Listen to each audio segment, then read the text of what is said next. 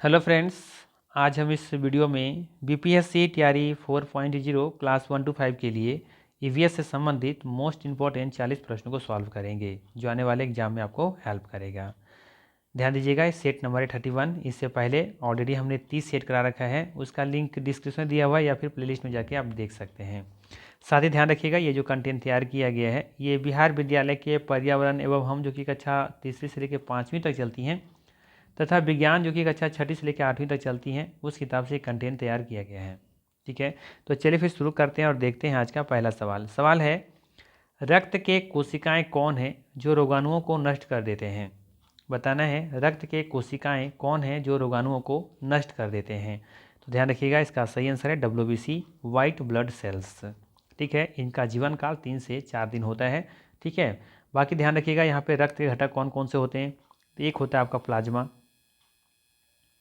ठीक है, प्लाज्मा। एक होता है आपका आरबीसी, रेड ब्लड सेल्स। एक होता है डब्ल्यूबीसी, वाइट ब्लड सेल्स। और एक होता है प्लेलेट्स या फिर पट्टिकानो भी कह सकते हैं इसे। ठीक है, प्लेटलेट्स। ठीक है, ध्यान दीजिएगा, आरबीसी, डब्ल्यूबीसी, प्लेलेट्स ये तीनों देखेंगे कि इस प्लाज्मा में घुली होती हैं और प्लाज्मा का जो अवस्था है वो तरल अवस्था में होता है ये। ठीक है, प्लाज्मा तरल अवस्था में होता है, ध्यान रखिएगा। और इसी प्लाज्मा में आरबीसी, डब्ल्यूबीसी, प्लेलेट से घुली होती हैं और प्लाज्मा का देखेंगे जो हिस्सा है वो 55% का है। अर्थात रक्त का अगर रक्त मान लेते हैं 100 लीटर है किसी के शरीर में, तो उसमें 55 लीटर क्या होगा, प्लाज्मा होगा। ठीक है, तो प्लाज्मा क्या है, एक तरल पदार्थ है। ठीक है, और इसी में आरबीसी, डब्ल्यूबीसी, प्लेलेट से घुली होती हैं। ठीक है, आरबीसी का काम होता है पूरे शरीर में ऑक्सीजन को पहुंचाना। पूरे शरीर में ऑक्सीजन पहुंचाने का काम कौन करता है, आरबीसी ही करता है। ठीक है, आरबीसी काम होता है कि ऑक्सीजन को पूरे शरीर में पहुंचाना। डब्ल्यूबीसी का काम क्या होता है, तो ये रोगों से लड़ने का काम करता है। शरीर में किसी तरह का कोई बीमारी हो गया है ना, कोई बैक्टीरिया या फंगस हो गया, कुछ भी हो गया शरीर में, तो उसे लड़ने का काम कौन करता है, डब्ल्यूबीसी ही करता है, वाइट ब्लड सेल्स, श्वेत रक्त कणिकाएं। प्लेटलेट्स का काम होता है, हमारे शरीर में कहीं कट छट जाता है कहीं, ठीक है, तो वहाँ पे जो ब्लड होता है उसको कोटिंग करने का काम करता है, अर्थात थक्का जमाने का काम करता है। ठीक है, जैसे कहीं पर कहीं कट लग गया तो वहाँ ब्लड बहना शुरू हो जाता है, तो वहाँ पे अगर ये प्लेटलेट्स काम नहीं करेगा तो ब्लड आपका शरीर से बहता रह जाएगा। ठीक है, तो प्लेटलेट्स का काम क्या होता है, वहाँ पे कोटिंग करना ब्लड का। ठीक है, यानी कि ब्लड यानी कि कह सकते हैं कि खून का थक्का जमाने का काम कौन करता है, प्लेटलेट्स करता है। ठीक है, तो ये पूरा कॉन्सेप्ट याद रखिएगा, इसका सही आंसर यहाँ पे बी ऑप्शन है। चलिए अगला सवाल लेते हैं। अगला सवाल है, हम सुबह क्या खाते हैं, नाश्ता, दिन का खाना, रात का खाना। तो सुबह क्या करते हैं, नाश्ता लेते हैं। ठीक है, ईवीएस से संबंधित क्वेश्चन था। अगला सवाल है, जो लोग सुन और बोल नहीं सकते उनके संचार का माध्यम क्या है, कार्रवाई का माध्यम से संचार, चेहरे के भावों के माध्यम से संचार, ध्वनि बनाकर संचार। तो जो लोग सुन नहीं सकते और बोल नहीं सकते हैं तो इसके लिए क्या हो जाएगा, चेहरे के भावों के माध्यम से हम संचार कर सकते हैं, कम्युनिकेट कर सकते हैं। चलिए अगला सवाल है कि नृत्य में हाथ और चेहरे की अभिव्यक्ति की गति क्या कहलाती हैं।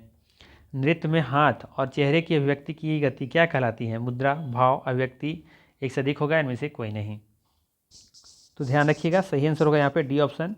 नृत्य में हाथ और चेहरे की जो अभिव्यक्ति की गति होती है वो मुद्रा भी हो सकता है, भाव भी हो सकता है और अभिव्यक्ति भी हो सकता है।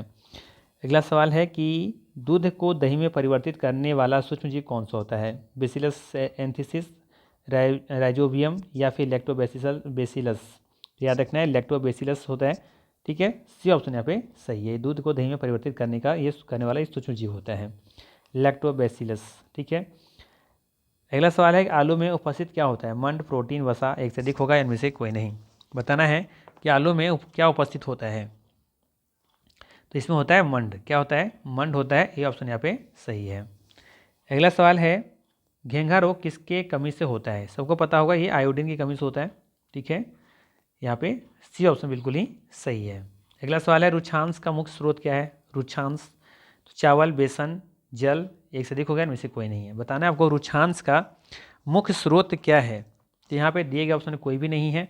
ध्यान रखना है, रेशेदार जितनी तरह की सब्जियाँ होती हैं, फल होते हैं, वो सभी रुक्षांश के मुख्य स्रोत होते हैं, जो भी रेशेदार फल या सब्जियाँ हों।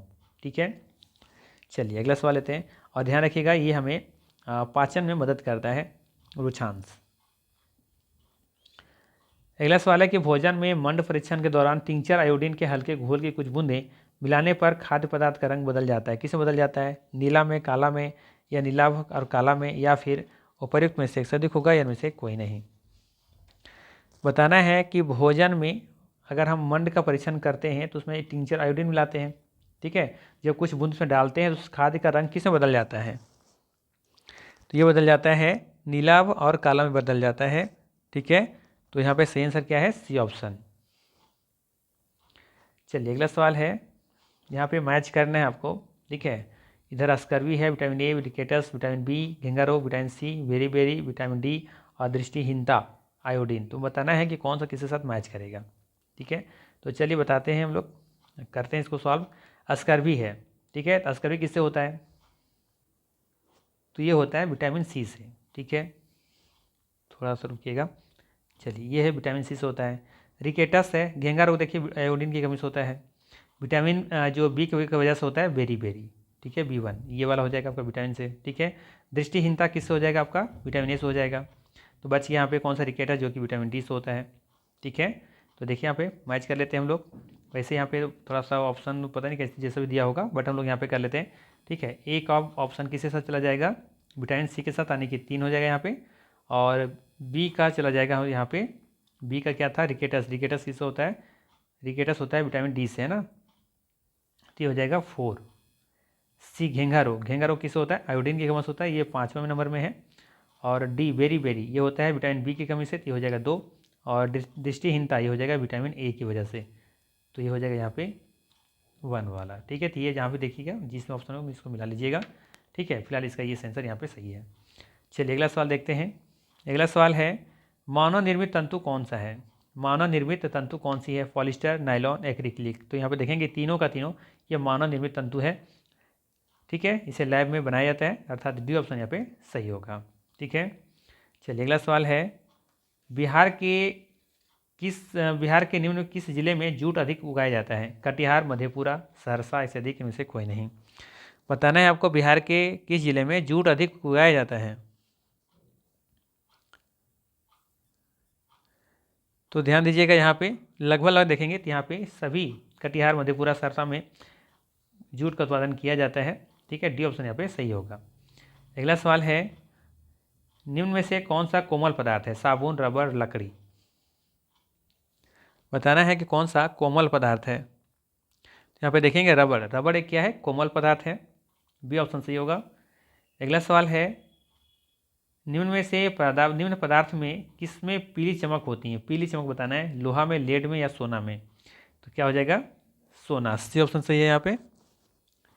अगला सवाल है, निम्न में से कौन कौन से पदार्थ जल के अलावा भी घोलक हो सकता है, तेल, तारपीन का तेल, केरोसिन तेल। तो अब देखेंगे कि घोलक के रूप में तारपीन का तेल इस्तेमाल कर सकते हैं, केरोसिन का भी इस्तेमाल कर सकते हैं, है ना। घोलक के रूप में उसमें घोला जा सकता है, घुल जाए आसानी से, जैसे जल में देखेंगे चीनी नमक घुल जाता है, उसी तरीके से तारपीन और केरोसिन बताना है, देखेंगे दोनों में से घुल जाएगा आसानी से, ठीक है, कोई दिक्कत नहीं होना चाहिए यहाँ पे।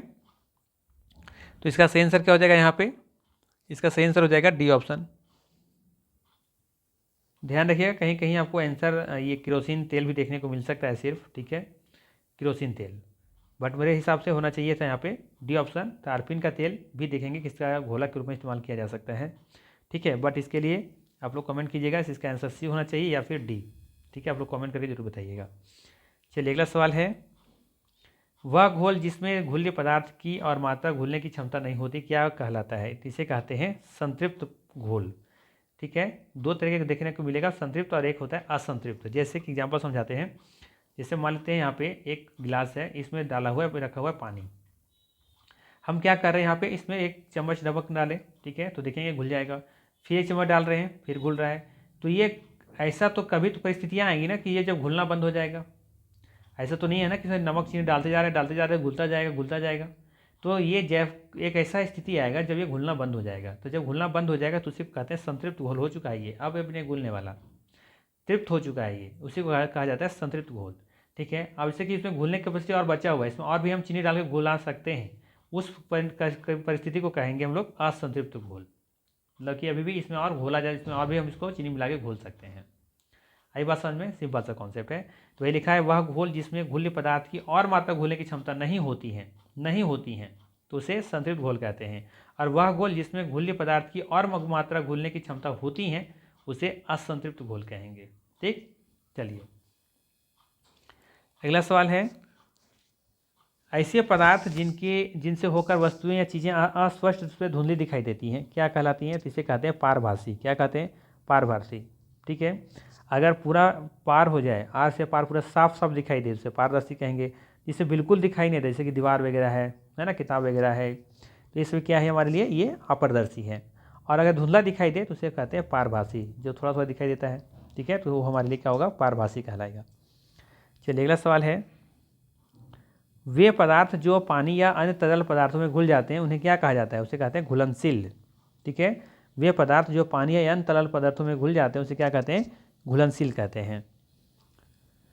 अगला सवाल है, वह पदार्थों को अलग करने की प्रक्रिया में किसका उपयोग करते हैं? पदार्थों को अलग अलग करने की क्रिया में किसका उपयोग किया जाता है? वाष्पीकरण, चुनना, छानना।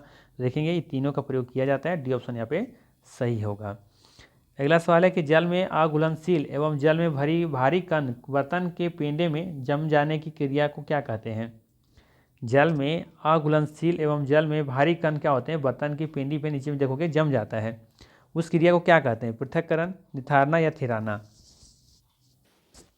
इसे कहते हैं थिराना। ठीक है, ऑप्शन नंबर सी सही है। चलिए अगला सवाल है, देखिए थिराने के बाद जमे हुए पदार्थ से जल या अन्य द्रव को अलग करने की क्रिया क्या कहलाती है? थिराना, थ्रेसिंग या निथारना? सवाल क्या है, थिराने के बाद जमे हुए पदार्थ से जल या अन्य द्रव को अलग करने की क्रिया क्या कहलाती है? तो ध्यान रखिएगा, निथारना कहते हैं। क्या कहते हैं इसको? निथारना। ठीक है, कहने मतलब ये है कि अगर जैसे ये कुछ बर्तन था हमारा और यहाँ पे क्या हुआ कि पहला वाला जो क्वेश्चन देख रहे थे हम लोग कि कुछ यहाँ पे जम गया, कुछ जैसे मोटा कंकर वगैरह जम गया, तो उससे क्या कहेंगे हम लोग? थिराना कहेंगे। ठीक है, और इससे फिर ऊपर जो बच गया पानी, द्रव, लिक्विड कुछ बचा है, उसको निकालने की प्रक्रिया को कहेंगे निथारना। ठीक है, और यहाँ पे क्या था देखिएगा जरा, जल में घुलनशील एवं जल में भारी कण बर्तन की पेंडी में क्या हो रहा है? जमा हो जा रहा है। ठीक है, तो उस क्रिया को क्या कहेंगे? थिराना कहेंगे। लेकिन उससे अगर हम बाकी जो उसके ऊपर जो कंटेंट जमा हो गया है, जो लिक्विड टाइप का है, जो आपका तरल अवस्था में है, उसको हम लोग क्या कर रहे हैं? बाहर निकाल रहे हैं, उसे कहेंगे थिराना। माफ़ कीजिएगा, निथारना। ठीक है, चलिए अगला सवाल है, जब मिश्रण बहुत कम मात्रा में हो तो इसे अलग करने की कौन सी विधि बेहतर होगी? चुनना, चालना या निथारना? तो सबसे अच्छा होगा इसमें चुनना। अगर थोड़ी सी मात्रा है तो चुन करके आसानी से हम लोग निकाल सकते हैं। चलिए अगला सवाल है, निम्न में से कौन सा पदार्थ ठोस अवस्था से सीधे गैसीय अवस्था में परिवर्तन हो जाता है? बताना है कि कौन सा दिए गए पदार्थों में से सीधे गैसीय अवस्था में, ठोस से सीधे गैसीय अवस्था में परिवर्तन हो जाता है। बर्फ, जल, कपूर, एक से अधिक होगा, इनमें से कोई नहीं। इसका सही आंसर है ऑप्शन नंबर सी, कपूर। देखेंगे ये गैसीय ठोस अवस्था से गैस में, ये तरल अवस्था में नहीं जाता है, सीधे किस में बदल जाता है?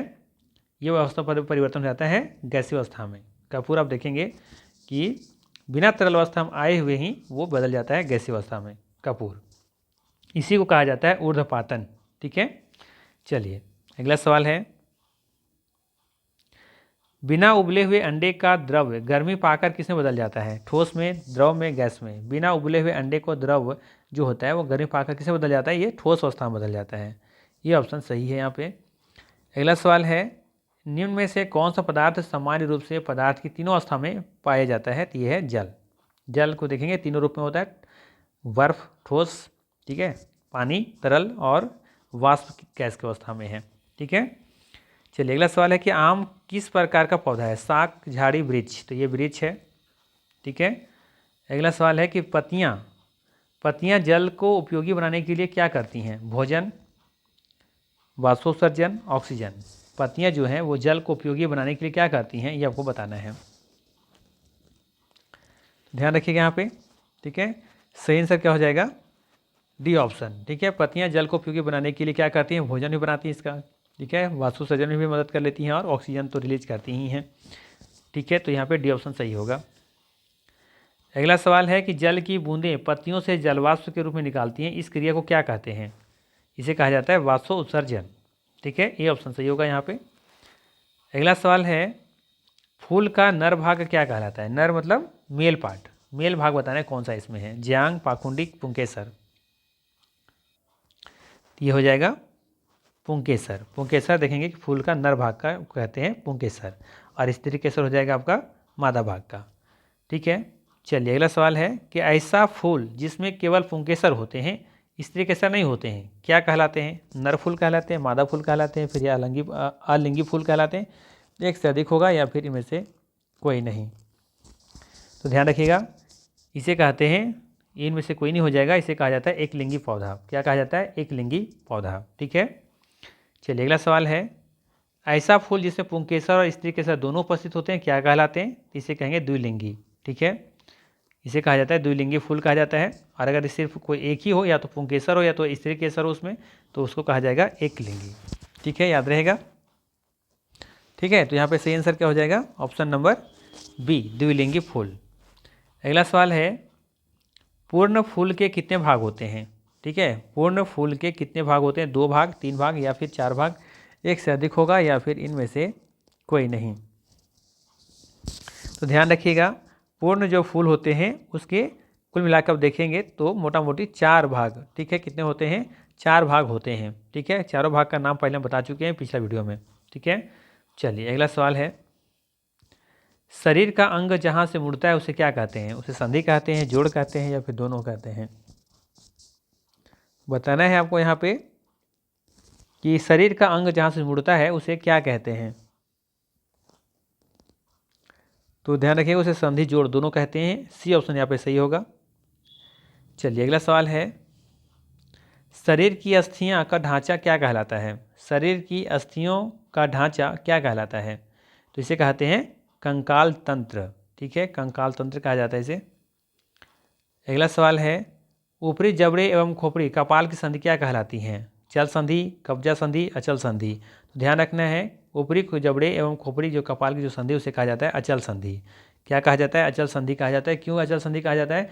क्योंकि आप देखेंगे कि वो ऊपर वाला जो जबड़ा है और नीचे वाला जबड़ा, 2 जबड़े होते हैं ना, तो नीचे वाला जबड़ा का आप देखिएगा लेफ्ट राइट आप कर सकते हो, सरका सकते हो, लेकिन ऊपर वाला जो पार्ट है आप उसे नहीं मूव कर सकते हो। अपने हिसाब से जरा लेफ्ट राइट करके देखिए, नहीं होगा। लेकिन नीचे वाला जो पार्ट का जबड़ा है उसे आप लेफ्ट राइट कर सकते हैं, दाएं मुँह की तरफ, जिससे होता है मुँह भैसाने की तरफ जो बोलते हैं, बिचकाते हैं, तो नीचे वाला जबड़ा आपका मूव होता है लेकिन ऊपर वाला नहीं होता है। तो ऊपर वाला अचल होगा और नीचे वाला चल संधि होगा। ठीक, चलिए अगला सवाल है कि निम्न में से किस जीव की अस्थियां खोखली किंतु मजबूत होती हैं? मनुष्य, मांसाहारी जानवर या पक्षी? तो ध्यान रखना है, पक्षी इसका सही आंसर होगा। खोखला होता है बट बहुत ही मजबूत होता है। ठीक है, ध्यान रखिएगा। आप पक्षी को देखिए, जो उड़ने वाले जो पक्षी होते हैं ना, उसको देखिए उठाकर बहुत हल्का होता है उनका वजन, लेकिन उनका हड्डी बहुत मजबूत होता है। ठीक है, चलिए अगला सवाल है, निम्न में से कौन सा जीव मिट्टी खाता है? सांप, मछली, केंचुआ? बताना है निम्नलिखित में से कौन सा जीव है जो कि मिट्टी खाता है? तो याद रखिएगा, यहाँ पे केंचुआ मिट्टी खाता है। सी ऑप्शन यहाँ पे सही है। चलिए अगला सवाल है कि धारा रेखीय शरीर किसका होता है? धारा रेखीय, धारा के रेखी की तरह जो होता है वो शरीर किसका होता है? तो ध्यान रखिएगा, यहाँ पे सही आंसर हो जाएगा आपका मछली का। मछली का देखेंगे जो शरीर होता है वो धारा रेखीय होता है। सी ऑप्शन यहाँ पे सही है। अगला सवाल है, हमें सांस लेने में कहाँ कठिनाई होती है? हमें सांस लेने में कहाँ कठिनाई होती है? मैदानी क्षेत्रों में, जलीय क्षेत्रों में या पर्वतीय क्षेत्रों में? तो आपको कहाँ महसूस होगा ऐसा दिक्कत? कहाँ होगा? पर्वतीय क्षेत्रों में, है ना। तो सी ऑप्शन यहाँ पे सही है। अगला सवाल है, और ये सेट का आखिरी भी सवाल है, एसआई मात्रक में लंबाई का मात्रक क्या होता है? एसआई मात्रक बताना है कि लंबाई का मात्रक क्या होता है। तो ये होता है मीटर। क्या होता है? मीटर होता है। तो ये था तो मोस्ट इंपॉर्टेंट 40 MCQ। अगर वीडियो अच्छा लगा हो तो लाइक जरूर कीजिएगा, चैनल पर नए हैं तो सब्सक्राइब कर लीजिएगा। बाकी मिलते हैं फिर इसी तरह के नेक्स्ट वीडियो में। ठीक है, 40 क्वेश्चन हमने मात्र 19 मिनट में कंप्लीट करा दिया है। ठीक है, चलिए मिलते हैं फिर नेक्स्ट वीडियो में।